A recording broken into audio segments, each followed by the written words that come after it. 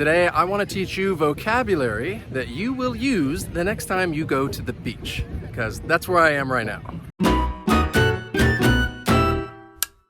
Hey everyone, my name's Wes. This is Interactive English, which is all about helping you practice and improve your English skills. And today I have a vocabulary lesson for you because I am at the beach. I am at Siesta Key in Florida, the Gulf Coast, beautiful beaches. So I thought this would be a great opportunity to teach you some useful vocabulary words that you may want to use the next time you go to the beach, or you may hear somebody else using these words if they're talking about the beach. So the first word that I want to teach you is the word tide, and this is just referring to the rising and falling of the water level. So if the water level is rising, then people will refer to that as high tide. If the water level has been falling, then they will refer to that as low tide. And this usually happens twice daily. And the reason why the water level at the ocean is rising and falling is because it is caused by the pull of the sun and the moon on the earth. So often you would hear it used with those two words, high and low, high tide and low tide. If the water's in, it's high tide. If the water is out, then it's low tide. The next word that I want to teach you is the word current. And this can be used to describe the way that water moves. It's moving in a particular direction. You could also use it to describe the wind. But since we're at the beach, people might often talk about the ocean's current in describing the direction in which the water is moving. Now, you may often hear this word being used with strong. If you want to use an adjective to describe the current, that's how it's commonly used. People might say, well, there is a strong current today. Usually to say that it could be a little bit dangerous if you want to go out swimming and say, wow, the current, it's really strong, be careful. Another useful word which deals with the current is undertow.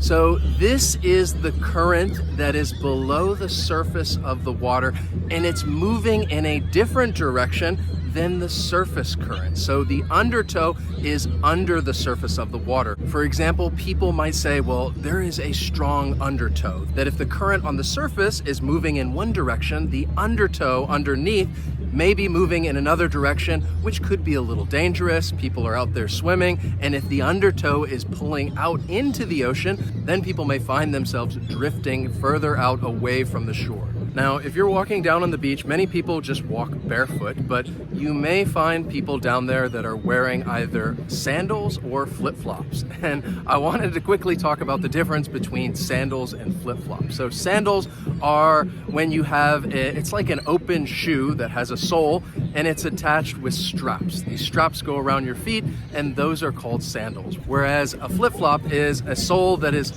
loosely held by this Y-shaped strap. So right now, for example, I am wearing flip-flops. Let me show you right here. Those are my lovely flip-flops. I also have a pair of sandals, but this is common footwear that you may find people wearing when down at the beach. Now let's talk about some people or things that you will see when you are at the beach. So a person who works at the beach is a lifeguard. This is the person whose job it is to make sure that people are safe, those who are out swimming in the water stay safe, and that is a lifeguard. And they typically work in like this stand right there. That is a lifeguard stand, and they sit there and they watch all the people swimming in the ocean and just make sure that they're safe. Now, an animal, a bird that you often find at the beach is a seagull. So these are these white birds that you can see in the background right here flying around. Those are seagulls. You find them flying all around the water. They have the word sea in their name. So these are the white birds that you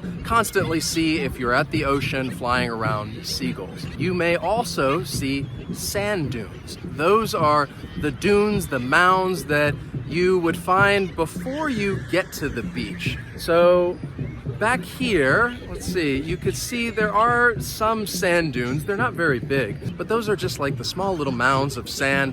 They're called sand dunes. And if you want to talk about sand and use a quantifier, you would talk about grains of sand. The beach, it's full of sand, but if you want to talk about one piece of sand, then you would say it is a grain of sand. Just one little piece, a grain of sand. If you want to talk about trees that you would find at the beach, those are probably palm trees. These are trees that are without branches, and they have fan-shaped leaves at the tops. And you can see in the back, right over there, there are some palm trees. Now, a boat that you may find at the beach, there are many different types of boats, but this is one that you may see out in the water or even parked up on the sand, and that is a catamaran. Now, a catamaran is pretty distinct because they have these two hulls that run parallel, and then there is a deck connecting those hulls, or it could even be like a mesh padding that's connecting those hulls together. But if you see that, it is a catamaran. Now, there are many different activities that people can do at the beach. You can play beach volleyball, you can build a sandcastle, but I want to talk to you about the difference between surfing, boogie boarding, and skimboarding, because those all involve some type of board. So surfing involves a long board that you go out and you catch the wave and you stand up on this board. If we're talking about a boogie board, that is a smaller foam board that people would lie down on. You lie on your stomach and you catch the wave. And if you're using those foam boards, that is a boogie board. Now, a skimboard is used where the ocean comes up on the sand. And when the ocean comes up on the sand, they leave this little layer of water that people will throw the board down on and jump on the board and just glide across that thin layer of water. That is a skimboard.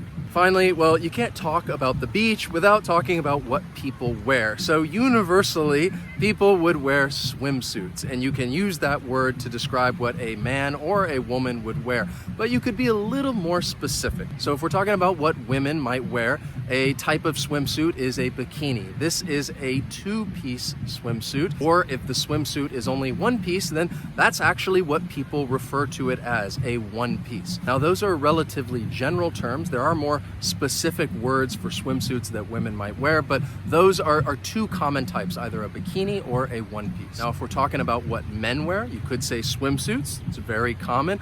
You may also hear people say trunks, swimming trunks. Or if you're talking about a specific swimsuit that's a little more tighter, it's form-fitting, that is called a Speedo. And this word actually comes from the brand Speedo. That is the brand name, and it has become the name of this type of swimsuit, a Speedo. So there you have it. Those are some common and useful words that you can use the next time you are going to visit the beach. I hope that you learned some new words. If you did, please hit that like button and write to me down below in the comments. Tell me, what do you like to do when you visit the beach? Do you like to go surfing? Perhaps you want to ride on a catamaran. Let me know down in the comments below. Thanks so much for watching, and I'll see you next time.